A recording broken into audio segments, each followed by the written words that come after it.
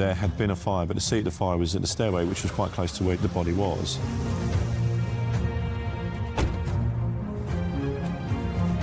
Opening my contacts book for the first time to reveal the secrets of what it really takes to be a murder detective. So I was taking this one very personally. I wanted to look him in the face to show him that we'd beaten him. On the front line, exposing how we solve the most heinous of crimes. It was a truly shocking case that's destroyed the life of a family.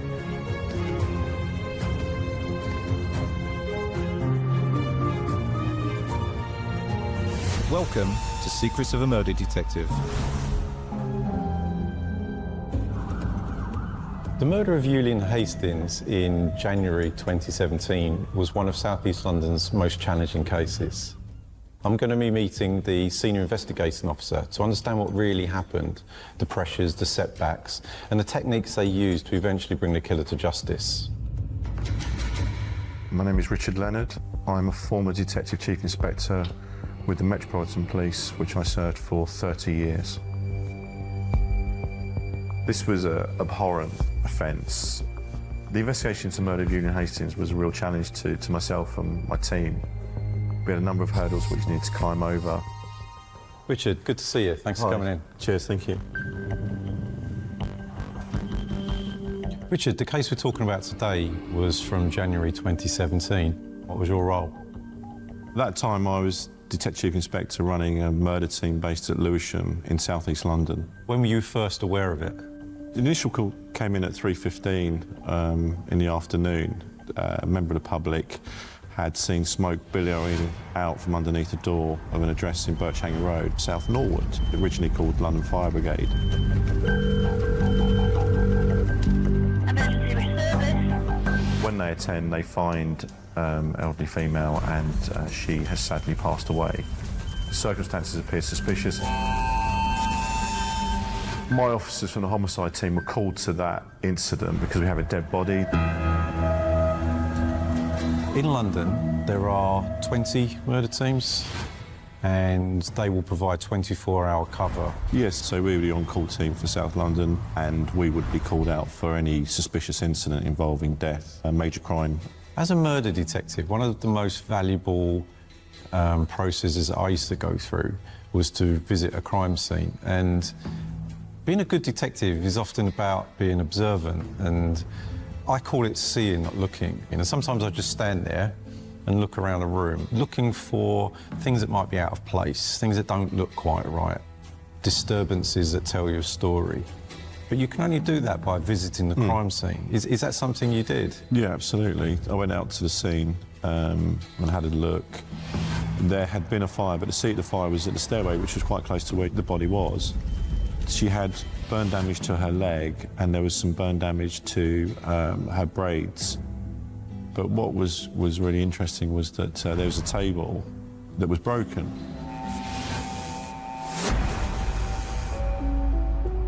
How easy was that to identify who this lady was? The person was an elderly lady called Julian Hastings, who was 74 years old. At this point, we had no idea what the cause of death was for Julian. One of the considerations was potentially smoke inhalation, because there was clearly a fire in the property. When it comes to collecting evidence, fire is probably the worst enemy of a crime scene investigator. It's going to make it an extra challenge and is likely to have destroyed any traces left behind by the suspect. So in terms of the fire itself, how bad was it? Most of the damage was in the stairway, where there was some burnt napkins.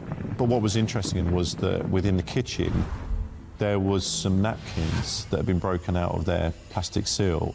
And it looked like they may have been set light from a gas ring that was still alight when the fire officers arrived.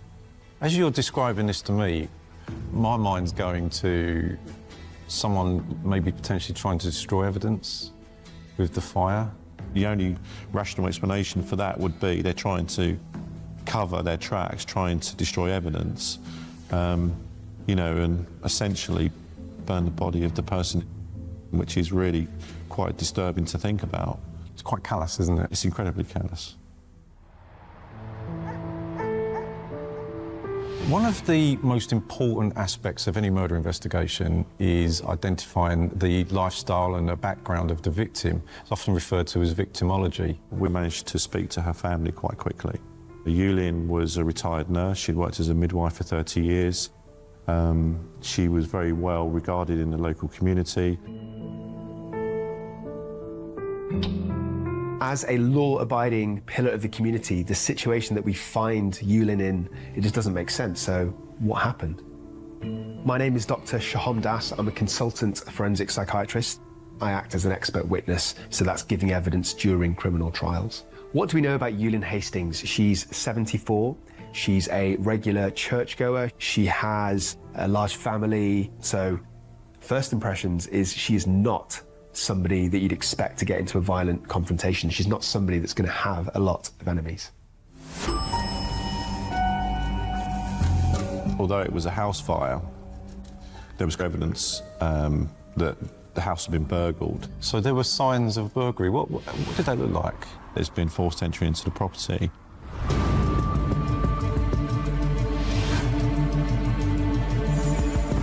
You've got to establish first, there might be a reason why the back door to the property is already broken.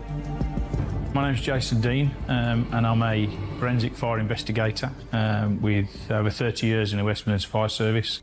And it might be that Yulin had to break into the property herself because she'd forgotten her keys. You have to consider that. So police there were presented with what looks like a burglary, fire, and a dead body. The offender had used the wheelie bin that was at the front of the property and put that by the side gate, used the wheelie bin to climb over the side gate and then gone into the rear garden where they have found a stone or rock and used that to smash the rear window. There was a key in the window itself from the inside which he used to unlock, and he climbed in. But the beauty of a break-in is you can tell by marks on glass whether the window's been broken before or after the fire. You get shards of glass, quite sharp, pointy pieces of glass. And the edge of the glass has got marks on it that are called conchoidal cracks that show direction of impact, so you can tell whether the window's been broken from inside or outside. So then you can say at a fire scene when you find this glass, the window was broken from outside and somebody entered the property. At that point, he then conducts what police refer to as an untidy search, which is essentially he's pulling drawers out, he's going through those drawers, he's trying to find cash and jewellery, and there's furniture that's also been moved. So that's quite specific, isn't it? Taking a wheelie bin, putting it by a fence, climbing over and using a rock to get in. Yeah, that's a very, very specific MO. So that was a starting point for our investigation in terms of identifying a potential suspect. What was starting to go through your mind about what had happened? My hypothesis at that point was that actually Yulin had been in the property when the individual broken in and probably disturbed them. There could have been some kind of scuffle. The fact that there was a broken table would suggest that either she's in that scuffle, she'd fallen on the table and it broken, or actually the table been used to strike her. She was in her dressing gown, so it looked like she'd either just had a bath or a shower, or she may have been asleep. At that point, I had no idea whether Yulin had been assaulted or whether she'd been overcome by smoke.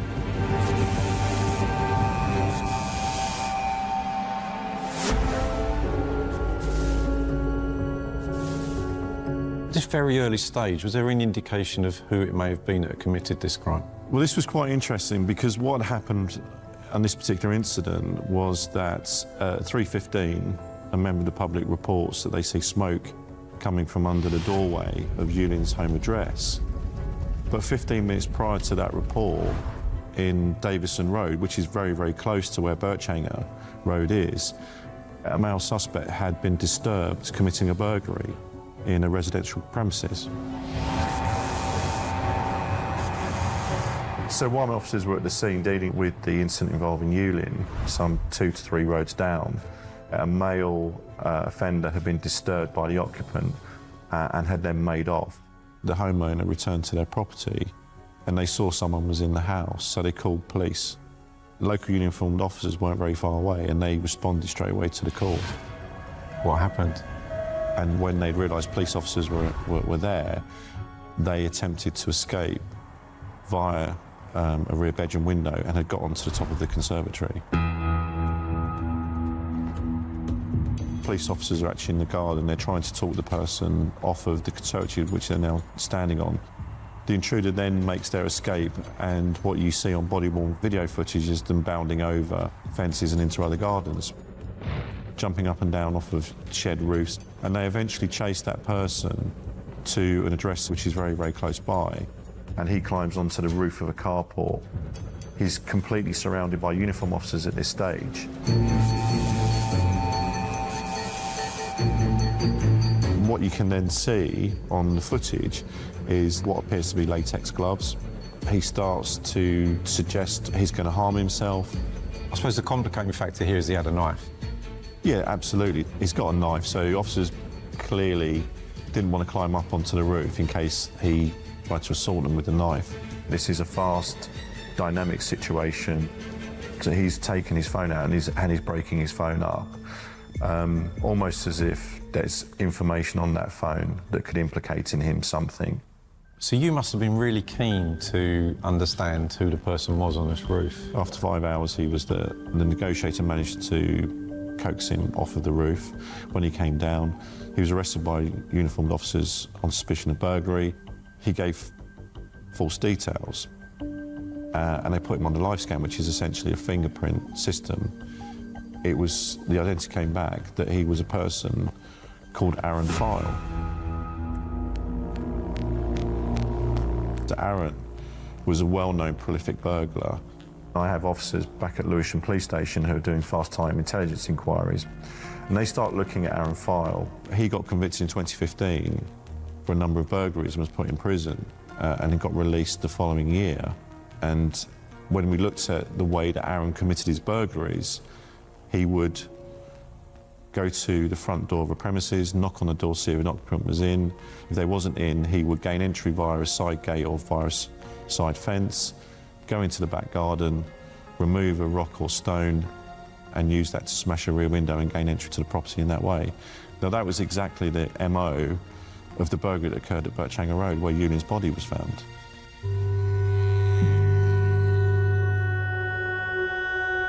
So, obviously, you have to keep a very, very, very open mind in these circumstances, but it was really clear to me right from the very beginning, this was no coincidence.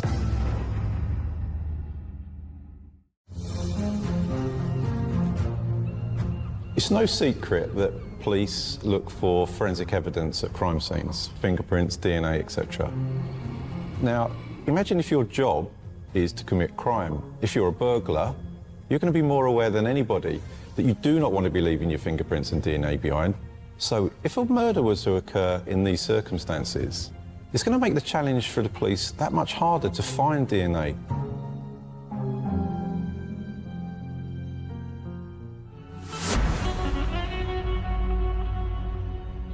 In the police, there are different levels of interviewers. The top interviewers are known as Tier 3. And it's these officers that generally are used to interview murder suspects. Yeah, so the two officers that were deployed to interview Aaron were both Tier 3 officers. So within the interview, the suspect stated he hadn't been anywhere near Yulin's home address and was also very, very confident that we would not find any forensic evidence that would place him in the property or in close proximity to Yulin. What did he say about the other burglary that he was chased away from? He admitted that because he'd been disturbed in that property, so there wasn't really much he could do about that. And he was absolutely adamant he was not involved. He was not involved in the murder. That's not something that he does.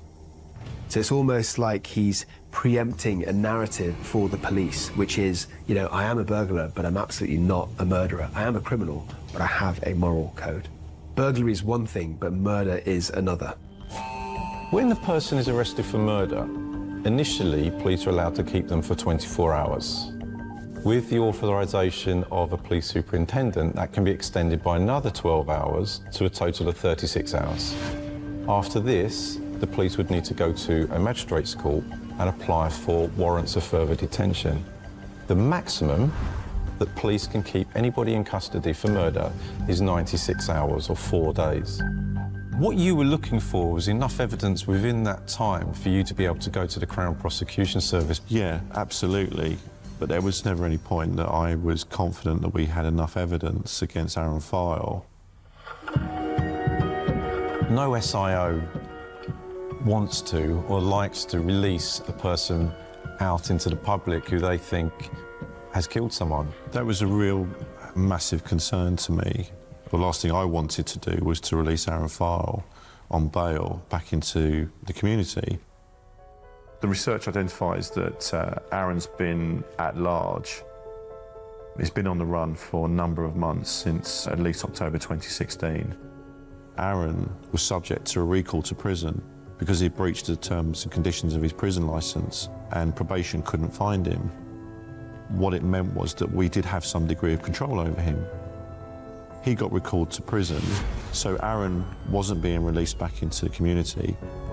So that must have been a relief. It will almost give your investigation a bit more breathing space. It was essentially an insurance policy for us, but what it didn't mean was we could take our foot off the gas at this stage and not really push for the inquiries that need to be completed to try and prove Aaron's involvement. But it was something that I could tell Yulin's family that actually, no, although I wasn't in a position to charge him at this point, he was going back to prison.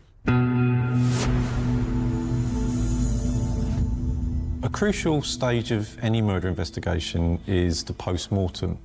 The ones that are carried out for murders are different, aren't they, for everyday post-mortems? And they would be conducted by a forensic pathologist. Yeah, I actually went to the post-mortem and it's quite a traumatic experience. You have a human being there and you're going through a clinical evidential process and you need to try and determine the cause of death, and the way to do that is to examine various organs within the body. But they'll also be trying to see if they can ascertain the circumstances around the death. What was really interesting was that Yuli had no soot deposit within her airway, which would indicate that she hadn't died of smoke inhalation, which was really important. So the possible explanation for that was she was either dead before the fire was started, or because there was a natural chimney effect where the fire went up the stairway and she was actually on the floor unconscious at that point when the pathologist examined her skull and there was some blood pooling under the skull in her brain. Now, one of the decisions that was made, which was incredibly sensitive, was that Yulin's brain was removed and it was sent for further assessment because it was really, really important for us to determine and clarify exactly how she died. So you went to this post-mortem hoping that it would give you a cause of Yulin's death. It must have been incredibly disappointing that when you walked away you didn't have that. It is disappointing. I've been in many situations before where actually the person hasn't been murdered. They may have died of natural causes. And obviously you can't rule that out at this stage. It was really, really, really important for the investigation to determine what Yulin's cause of death was. But from my experience, having to do the further tests and examinations that were required, I knew that was now going to take some time.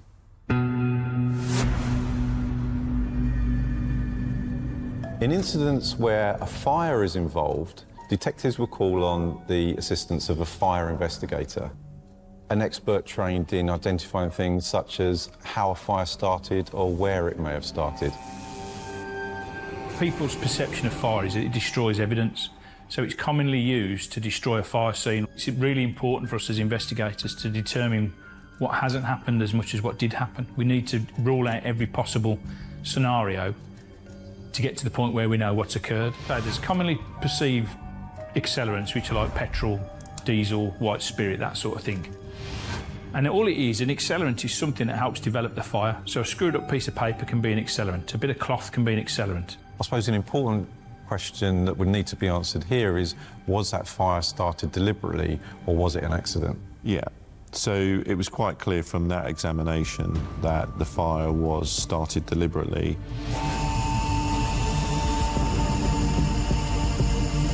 So in this instance, the perpetrator sets fire to the napkin, will allow a flame to burn for long enough to set fire to clothing Yulin was wearing, to allow that fire to burn more severely and hopefully destroy the evidence. So this is a really important stage of your investigation, isn't it? When I received the final fire assessment report, there was a part of the report that was a real challenge. So within most household goods, particularly carpet, there is a degree of arsenic in the weave. And within his report, he stated that there's a possibility that Yulin could have inhaled toxic fumes from the carpet, and then that may have been the cause of her death. So that would really have affected whether or not you got a charge for murder. So I had a really detailed conversation with the crime scene manager. What they recommended was that we send Yulin's blood to the lab to do toxicology and examine the blood to see if there's any substances within her bloodstream that she could have, has she inhaled arsenic fumes from the carpet. That must have been a worry for you. So if that had come back with a positive result of arsenic in the blood, that would have prevented the CPS from authorising a charge for murder. But fortunately, the results came back as clear, and that we could rule out inhalation of a toxic fume from the carpet as being a cause of death for Yulin. You have to prove a murder, and to prove a murder, there must be some indication that this person has caused a death. And at this stage, you didn't have that. No, absolutely. You have to prove that their death was caused by no was acting unlawfully.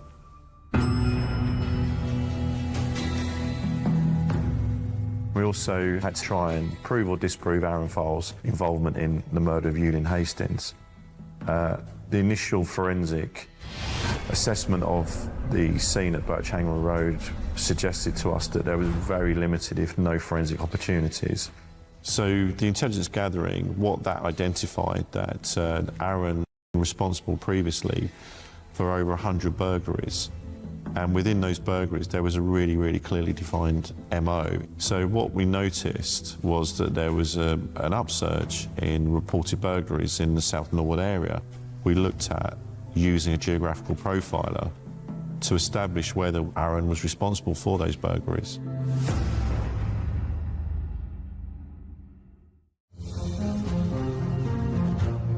During the investigation into Yulin Hastings' murder, detectives brought in the help of a geographic profiler. Now, these aren't used all the time. Actually, they're used quite rarely. Their job is to look at the location of offences and where a suspect may live and see if any link can be drawn between them. Now, in case of Farley, he was a very prolific offender, and there are aspects of his offending that could provide a signature. My name is Ian Oldfield. I specialised in the analysis of locations, i.e. the geography. I worked for the Metropolitan Police Service in London for around 30 years. We all leave a huge digital footprint when we travel, whether it's going shopping, going to work, visiting the pub. And there are cameras in many locations. There is your phone data is captured on cell sites. That model applies the same to criminals. They go and visit friends, they visit family, they pick up drugs, whatever. They go committing offences. And that was the genesis of the idea for geographical profiling, where we all have these points that we visit. From home, we normally call that the anchor point. And it's between those locations of travelling when criminals will look for opportunities for crime, whether that's a burglary, robbery, or whatever. 87% of criminals operate to this pattern. That is that they travel out from a central location, usually the home address, and they commit the crime and return to the home address, a place of safety. You might also then have an opportunity to research the area for CCTV, and For someone like me, they are mapped spatially and provide a richer picture of what's happened in the area.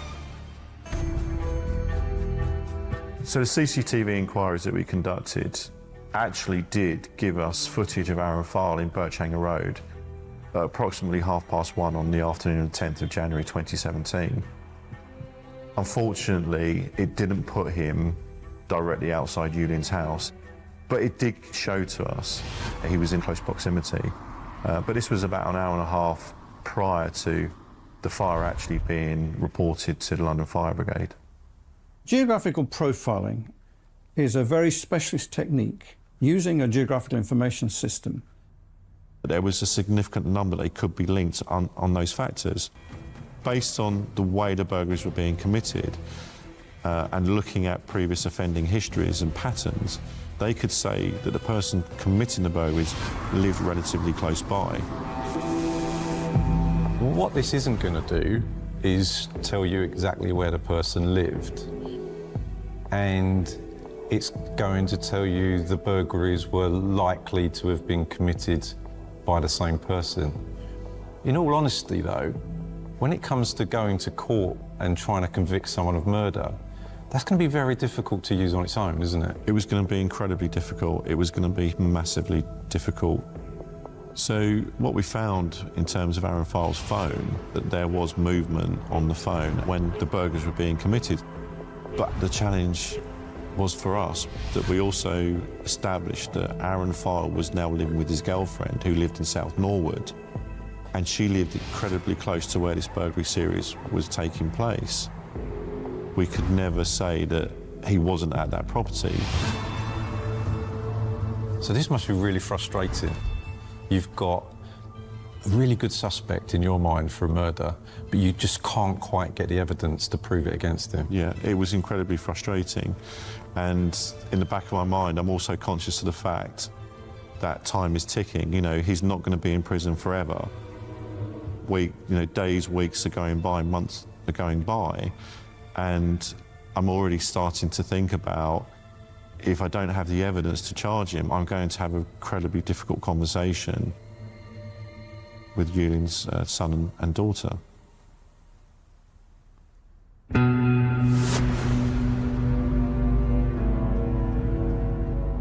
There's only so much investigators can glean from just visually looking at body. On the surface, not all the injuries will be apparent. There may be bruising under the skin, there may be internal injuries. So the post-mortem will be crucial to understand what's going on underneath the skin level. We're now weeks into the investigation. All the brain examinations have been completed, and the official cause of death is blunt force trauma to the head. Basically what's happened is that Yulin's been hit over the head with an implement. We don't know exactly what that is, but there's a good chance it is the broken table that we found in the property.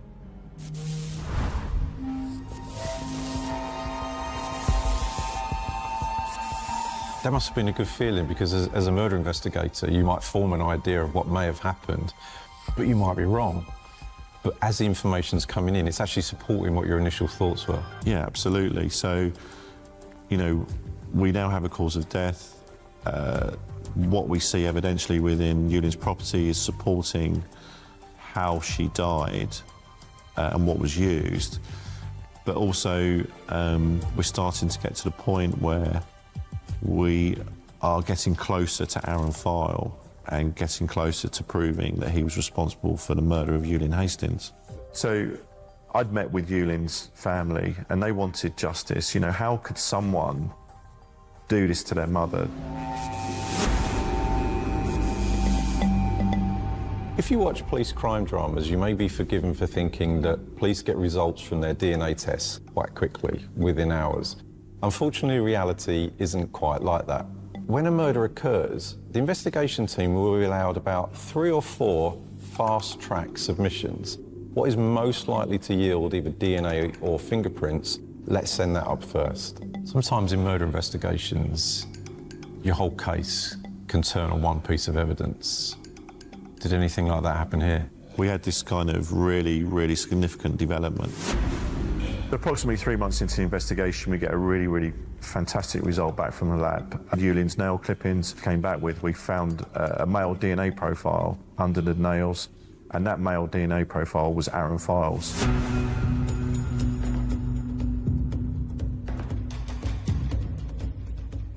Oh my God, we've got forensic evidence against him. The thing we never thought we were going to get, we now had. It showed that Aaron File had been very close proximity, had probably been in some kind of struggle with Yulin, and there was skin debris from Aaron File's face under her fingernails, and that's how the profile was developed. So as a team, this must have been, I mean, a moment of elation, really. We now have a huge step forward in the investigation in the fact we can now link Aaron to the murder of Yulin Hastings. Lockhardt's exchange principle is the basis on which all modern forensic science is based. And the principle is that every contact leaves a trace. When a body is examined, one of the best places to try and find DNA or fingerprints or skin sample or hair is behind the nails of a victim. In actual fact, I've always said to myself, if ever I'm attacked and I wanted to make sure the person attacking me was known, I would make sure I'd scrape them with my nails, because that is the best place we're likely to find DNA.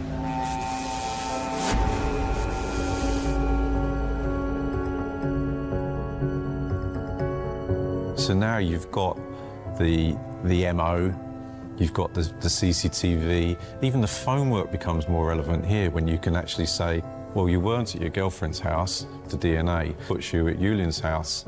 So suddenly you've now got what is looking like a very strong case. We went to the CPS to seek authority to charge. However, at that point, they wanted to negate that Yulin and Aaron hadn't come into contact with each other at a previous time or day, which could account for how or why his DNA was under her fingernails. And that was a really frustrating point for us. It was like a game of snakes and ladders. You take 4 steps forward and go 5 backwards.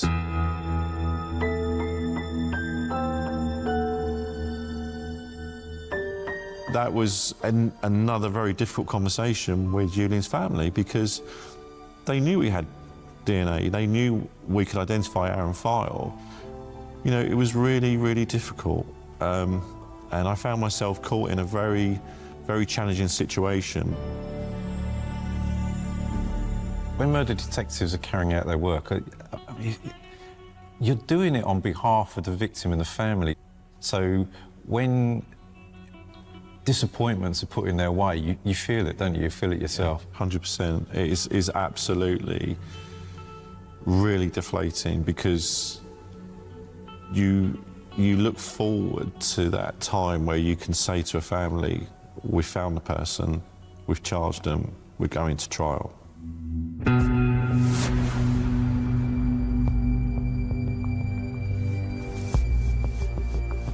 Quite often, and in these cases where DNA becomes available, you would then re-interview. Is that what happened here? Yes, we transferred him from prison and took him to a police station where he was interviewed, and they also covered the possibility that he may have met Yulin before, had come into contact with her, and was absolutely adamant that he hadn't. And at that point, they presented the forensic evidence to him that actually, well, based on that, how can you account for your DNA being under the fingernails of Yulin Hastings if you've never had any contact with her? And how did he respond to that? He was described to me as a broken man. They said you could see him visibly deflate, because at that point he'd been incredibly confident and very cocky. And it was almost at this stage he realised that the case was turning against him, and that we were now in a much stronger position in terms of proving his involvement. So up until now, Aaron File's excuse for not being responsible was, I wasn't there, it was nothing to do with me. So he was confident in his mind that he hadn't left anything behind. You know, he was an experienced burglar. We knew he was wearing gloves. So the fact that we now had that DNA evidence changed everything for him.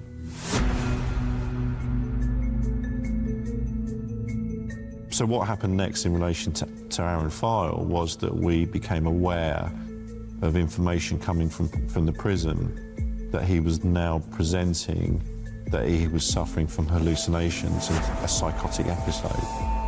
Aaron File, a career criminal, if you like, was starting to lay the groundwork that if I am going to go to trial, I'm going to go down this route.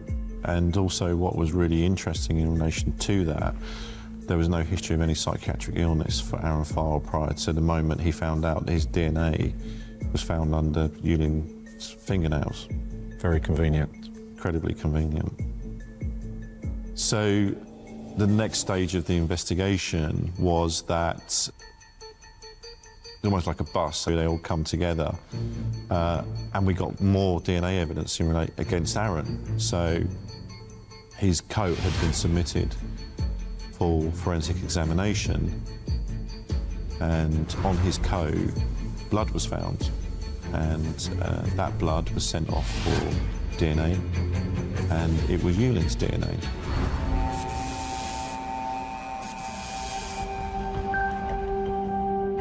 You and your team did incredible work. I don't think people quite appreciate the emotional journey that a case like this would take you on. The highs, the lows.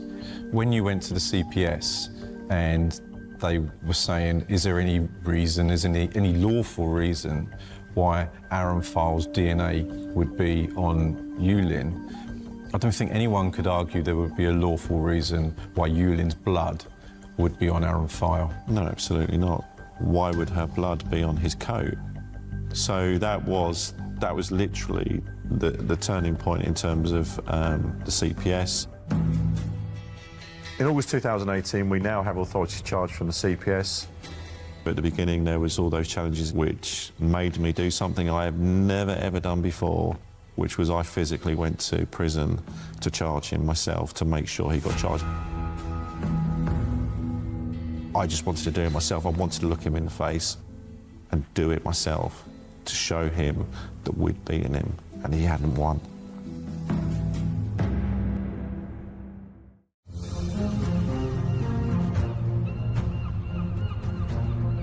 When a person is charged with murder, they have a few, not many, but a few defences open to them. And there are two types of defence. There are a full defence where, if proven, they will be guilty of no offence at all. The same is true with insanity. Then there are a set of defences known as partial defences.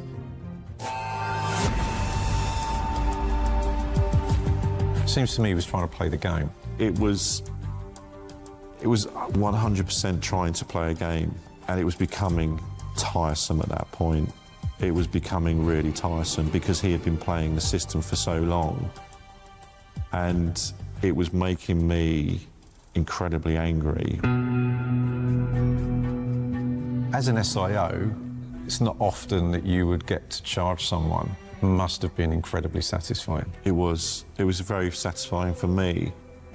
I think what you can probably pick up from what I'm saying to you and what I'm telling you is I was taking this one very personally, and I had a real vested interest to ensure that Aaron File stood trial for the murder of Yulin Hastings.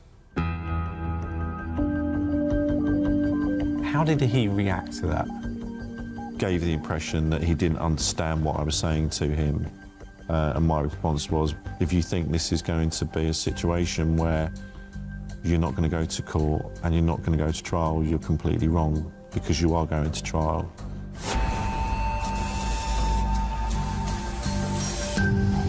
A real moment to be able to go to the family and say that you've been on this journey with us. We know it's not been easy, but we're now starting to come towards the end of it. Aaron File has now been charged with your mother's murder.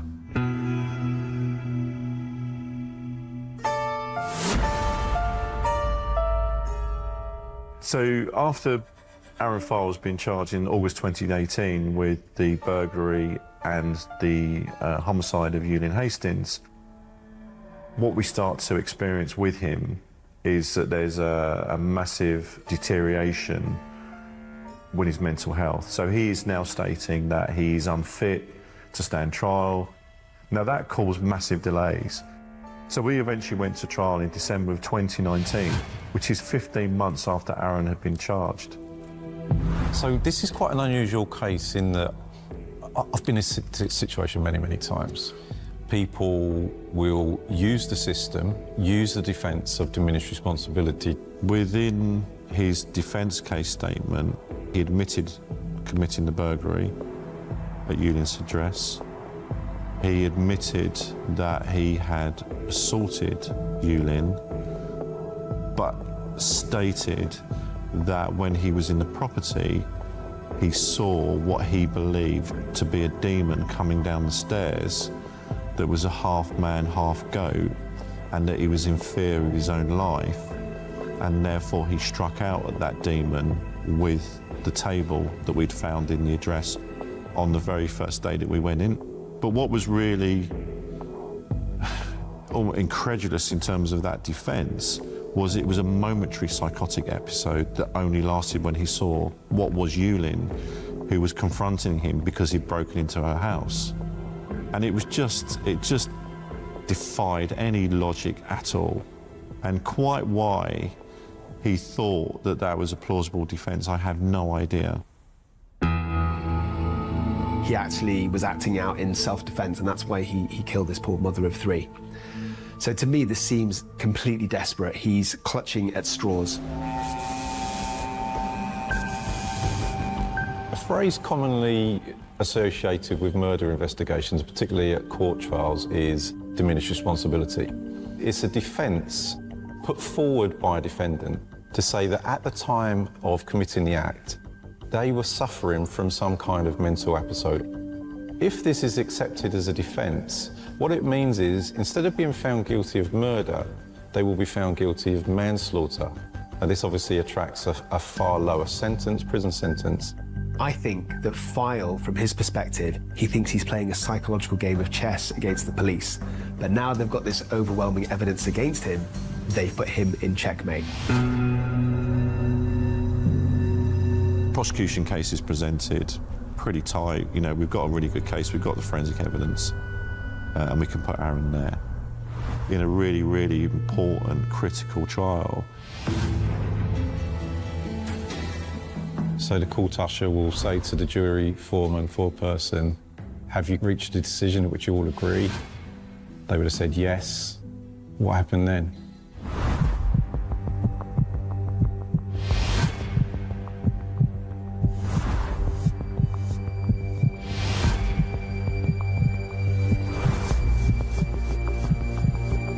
On the 10th of January 2020, Aaron File was given a full life sentence with a minimum term of 31 years to serve for the murder of Yulin Hastings.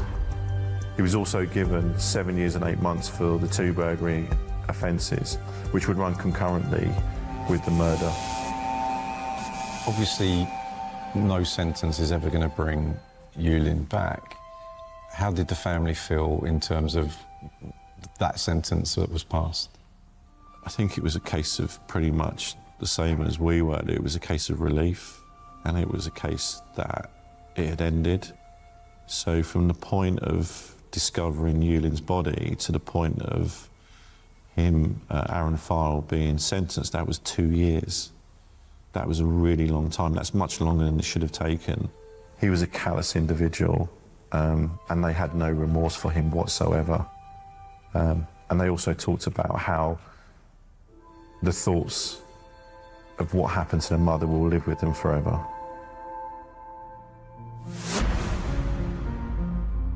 Yulin Hastings was a loved person, and she was at home in the one place you should feel most safe, but she wasn't. Aaron File broke into her home and attacked her. Aaron File was a calculating, callous individual.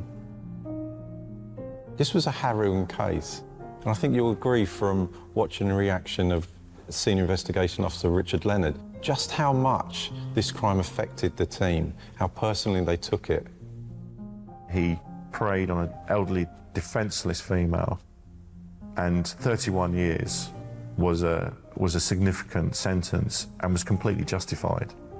From my point of view, he got the maximum term he could possibly get, so he met what the judicial system wanted him to have. So this was a truly shocking case that's destroyed the life of a family and of a lady who literally committed her life and career to helping other people. And her life was stolen by Fyle, and he was quite rightly sentenced to 31 years in prison. For me, that reflected the horrific nature of this case and just how despicably he'd acted throughout. Fyle not only ended Yulene's life, but he destroyed the family home.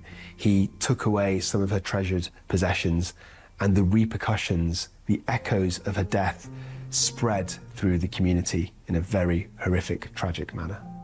Hopefully this sentence will give some comfort and a feeling of justice, not only to Yulene's family, but the community that clearly cared and loved her.